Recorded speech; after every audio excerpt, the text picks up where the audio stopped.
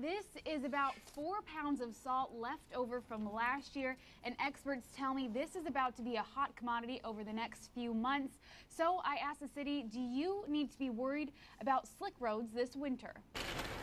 Under those tarps is the city's salt supply, and Scott McIntyre with Public Works says there's plenty to get us through the winter months. Yes, we had salt left over from last winter. Which is lucky because right now there's a demand for salt. We've been fortunate for the past several years that we've been able to get the salt that we've ordered during the winter months. And even though you don't have to worry about city streets being slick, it's a different story for local businesses that sell salt to plow companies.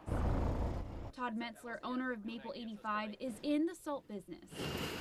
So why have salt prices increased? Between the price of the salt and the freight, we're going to see a price hike due to the supply and demand from the shortage.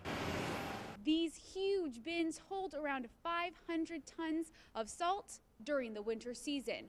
Maple 85 usually orders salt in November, but with the shortage, it's ordering salt much earlier than that. So even though there's a salt shortage, the city says you don't have to worry about your streets. You know, we have a lot of things that we are concerned about going into the winter season, but our salt supply isn't one of them. Hopefully you won't have to use salt anytime soon and you can just put it back in the bucket.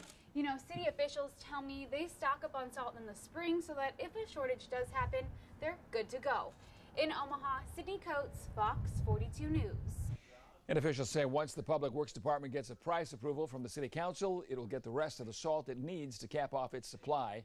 So when you're looking for a bag of salt this winter, it's going to be more expensive than it was last year. Be prepared. And a University of Nebraska